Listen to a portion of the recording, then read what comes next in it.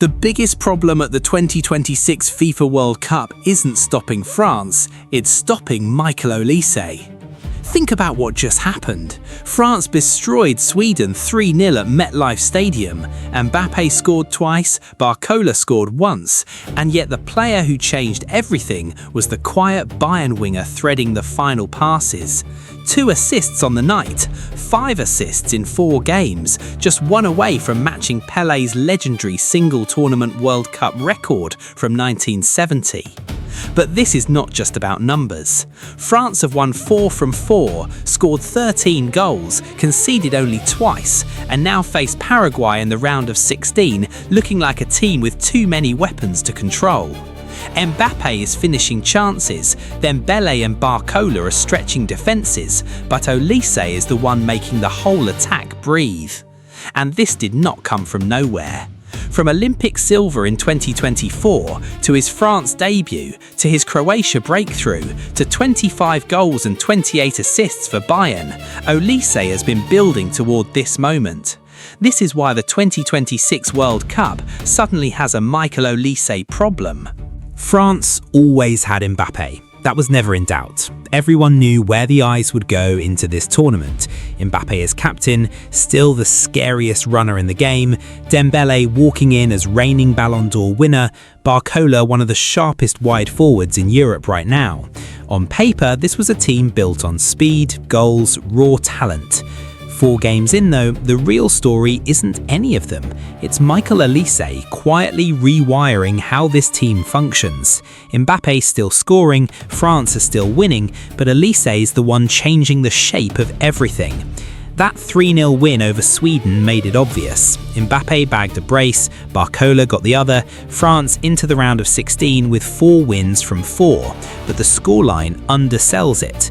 Olise put up 2 assists, took his tournament total to 5, and looked like the actual creative engine of a team that's now outscoring opponents 13-2. Not bad for a guy people still describe as a wide player. This isn't just a good run of form. France don't just have more attackers than everyone else anymore. They've got someone who makes all those attackers talk to each other. Deschamps lined up with Maignan in goal, Koundé, Upamecano, Saliba and Dean at the back, Tchouaméni and Rabiot holding, and Dembélé, Olise, Barcola and Mbappé up top. Sweden tried to stay compact around the middle, with Lindelof marshalling things, except Olise never stayed where they wanted him.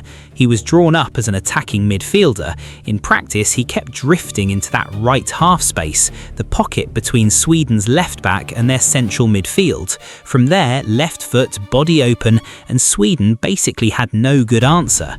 Step out to press him, Mbappé or Barcola go into the space behind, sit off, and he's got all day to pick a pass. Goal number 2 was exactly that. Lagerbielke coughed the ball up, Tchouaméni found Olise, and Olise ended it in one move. Nutmegged Lagerbielke, slipped it to Barcola, Barcola finished. Simple line, but the pass did more than beat a man. It broke Sweden's whole defensive timing. Barcola wasn't receiving with his back to goal, scrambling for an angle. He was already facing the danger, already through the door, defenders still recovering. That's the Olise difference. He doesn't just find a teammate, he finds them already ahead of the game. Third goal, same script, same pocket, same disguised body shape, same perfectly timed release the instant Sweden's line cracked. Mbappé did the finishing, but the pass did the damage. Not wide, not rushed, arriving exactly where only someone with Mbappé's speed could actually use it. This is where the partnership gets frightening. Mbappé wants the ball early enough to attack space, but late enough to stay onside, a needle most players can't thread on a good day. Olise threads it without blinking. He waits until the defender's hips are pointed the wrong way, then plays it. Sweden felt it all night, not just on the goals. France outshot them 25-7, 15-3 in the first half alone, and Olise nearly capped it with a bicycle kick from inside the box that rattled the post before half-time, right after Mbappé had already hit the woodwork himself. France weren't creating chances that night, they were mass-producing them. Here's the actual problem for defenders. They can't read Olise early enough. Left foot playing from the right, his body shape lies to you. Open stance could mean a curled ball to the back post, a reverse pass, a through ball, or a shot across goal, and it all starts looking the same. At this level, you don't need to fully beat a defender. Half a second of hesitation is enough. Against this France team, half a second gets you Mbappé behind, Barcola isolated, or Dembélé one-on-one. And the right half space isn't just a coaching buzzword, it's valuable because it hands a creator 3 options at once: combine centrally, release the runner, or switch the point of attack. When Olise sits there, the whole attack opens in layers. Tchouaméni covers behind, Dembélé holds width, Barcola stretches the backline, Mbappé pins the centre-backs, Olise ties the whole thing together. That's why this France side is harder to defend than the last 2 vintages. Teams used to build entire game plans around stopping Mbappe's pace. Sit deep, double up the left, force France to go long. Doesn't work the same way anymore. Drop too deep, Olise picks you apart between the lines. Push up, Mbappe's in behind. Overcommit to Mbappé, Olise finds Barcola or Dembélé. Sit passive, he just carries it himself. The signs were there from game 1. Against Senegal, an assist, 2 big chances created, 14 passes into the final third, 12.63 kilometers covered, 79 sprints, most of anyone on the pitch that day. Giroud pointed out early that shifting Olise more centrally, closer to Mbappé, is when you really saw the chemistry between them. Sweden just made it undeniable. France have always had Mbappé, always had stars, athleticism, tournament pedigree, ruthless finishing. What this World Cup has added is something far more dangerous: control through creativity. Opponents aren't just defending Mbappe's runs anymore, they're defending Olise's imagination. Most people only clocked Michael Olise when this World Cup made it impossible to ignore. Fair enough. But this isn't overnight, it's years of groundwork finally landing on the biggest stage there is.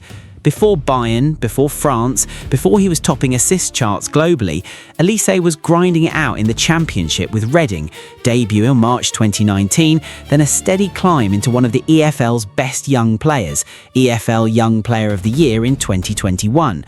Good enough that Palace didn't hang about. The tools were already there. Tight control, disguised passing, the patience to slow a game down without killing the attack. At Palace, the Premier League got glimpses, not every week, but enough to know he wasn't your standard winger. He could beat a man, but wasn't built on dribbling. He could cross, but touchline winger undersold him. His real gift was manipulation. Receive wide, drift inside, wait for the defender to commit, then thread a pass they thought had already disappeared. That's why Bayern paid around €60 million for him in summer 2024. Under Company, it clicked. They built a system where his instincts could repeat every week. Full-back overlapping, Kane dropping to combine, runners attacking the back post, midfield covering behind him. Those little pockets he used to find at Palace became the heart of Bayern's attack. The numbers backed it up. First season, 17 goals, 18 assists, 50 games. This season, more. 25 goals, 28 assists in 57 appearances. Bayern's fans voted him Player of the Season 2 years running, and the German Players' Union gave him their top individual award too. That's not a hot streak, that's a body of work, which matters because it reframes this World Cup entirely. Olise didn't discover creativity in North America. He arrived as one of the most productive attackers in Europe. 5 goal involvements against Freiburg, decisive strikes against Wolfsburg and Real Madrid. France had the receipts already. 2 goals, 5 assists at the 2024 Paris Olympics, silver medal. Deschamps called him up that September. Slow start, then the moment against Croatia in March 2025, a free kick goal that flipped the tie and sent France through on penalties. Then, right before the World Cup, a hat-trick against Northern Ireland on June 8th, barely a headline at the time. In hindsight, a flare going up. So when he landed at the World Cup and started carving teams open from minute 1, that wasn't luck, that was just Tuesday for him. After the Sweden win, Olise had 5 assists in 4 games. France had outscored opponents 13-2. 5 assists is the most anyone's managed at a World Cup since Thomas Hessler hit 5 for Germany in 1994. Now, Now it's historical territory. The single tournament record is 6, Pelé 1970. On 5, Robert Godocha 74, Pierre Litbarski 82, Maradona 86, Hessler 94. That's the room Olise just walked into. Yes, that list. And 5 assists means more than it looks like. Goals can come from penalties, deflections, a lucky bobble off your shin. Assists demand vision, timing, execution. Then someone else finishing what you started. Play the perfect ball and get nothing if your striker skies it. That's why Pelé's record has stood over 50 years. It's not just hard to create that many chances. It's hard to stay fit, sharp and influential long enough for them to keep landing. 1 assist separates Olise from Pelé now. France play Paraguay on July 4th in Philadelphia, win that and it's a quarter-final against Canada or Morocco. The record isn't distant anymore, it's right in front of him. But the bigger question isn't whether he breaks it, it's whether he's the best player at this World Cup. Mbappé has the obvious case, 6 goals, level with Messi in the Golden Boot race, 18 World Cup goals for his career. Messi's still steering Argentina with control and timing. Guimarães has been one of Brazil's best passers from deep. De Bruyne and Bruno Fernandes keep churning out chances, throwing Micheal too, a different flavour of threat through carrying and isolation. Olise's case is shaped differently. He's not leading the conversation because the ball runs through him constantly in some slow, predictable rhythm. He's leading it because his touches turn France's whole attack into one connected machine.